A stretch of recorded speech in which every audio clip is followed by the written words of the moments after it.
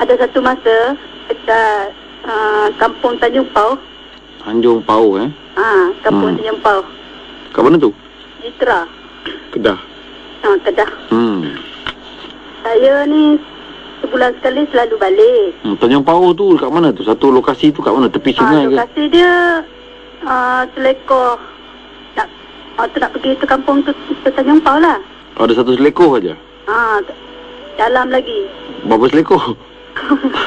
Ada ke 3 selekor ke? Korner kanan. Tepi bendang. Oh, tepi bendang Memang favourite tempat tu Lepas tu ada pokok buluh. Memang pokok buluh tu memang banyak lah. Lepas tu tepi pokok buluh kanan pokok buluh, kiri pokok setai. Setai? Ya. Setai tu pokok apanya? Pokok setai, pokok setai. Pokok setai. Sentul? Pokok setai tu lah. Pokok sentul kan pokok setai? Iya ke? Berdua sama. Bos setai betul lah betul. Saya selalu tulang alik. Kadang-kadang telefon adik tak dapat kan. Lepas tu saya jalan lah. Perjalanan tu nak pergi rumah tu memang jauh. Lepas tu saya ni buat berani setiap bulan kadang-kadang tu saya balik buat berani jalan buat dek je. Buat dek lah? Buat dek. Dek punya dek? Lepas tu ada satu kali tu pokok tu adalah pongsu kan. Apa? Tapi pokok tu ada pongsu. Pongsu? Pongsu apa? Alah cakap Anak lihat yang itu macam bukit ke pongsu. Busut? Busut. Busut? Aduh, pongsu. Nasib baik tak ada cakap pangsai. Pangsai lain lah. Okey. Orang Kedah panggil pongsu. Oh, busut pongsu. Oh, maaf Malaysia. Saya minta maaf, tak tahu. Tak apa, maaf bagi Malaysia. Habis tu, saya ni mata tu memang tak nak pandang. Tapi hati tu memang asal macam ada sesuatu sebelah kiri tu. Habis tu mata ni jahat. Dia nak pandang juga. Dia nak pandang tengok. Kain putih ikat semacam pucun. Ikat macam orang mati tu. Pocon.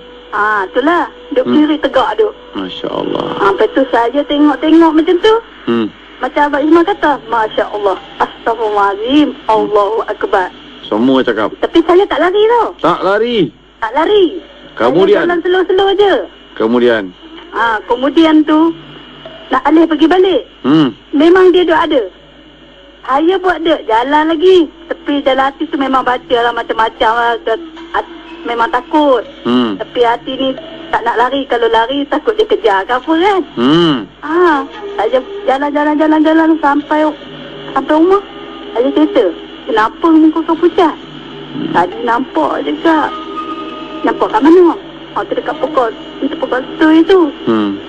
Sampai tu, mak tak, engkau ni memang berani lah. Dia cakap, tempat tu engkau tahu tak? Kadang-kadang sampai orang demam, sampai rambut ni luruh habis ni tahu tak? Sampai tu, tapi Alhamdulillah saya tak ada apa-apa Abang Ismail. Ya? Ya. Alhamdulillah, bagus. Kuat hati kadang Ya. Yang orang lain-lain setengah demam sampai orang kata kena ubat kampung setengah tu. Sebab selama ni orang tak cerita pada saya. Mana saja tahu kan. Tapi kalau orang dah cerita pun, you akan tetap lalu kawasan tu, betul? Memang tetap lalu. Habis? Tapi start hari tu saya tak balik lah sampai pagi macam pukul 3. Yang saya jumpa tu Abang Ismail.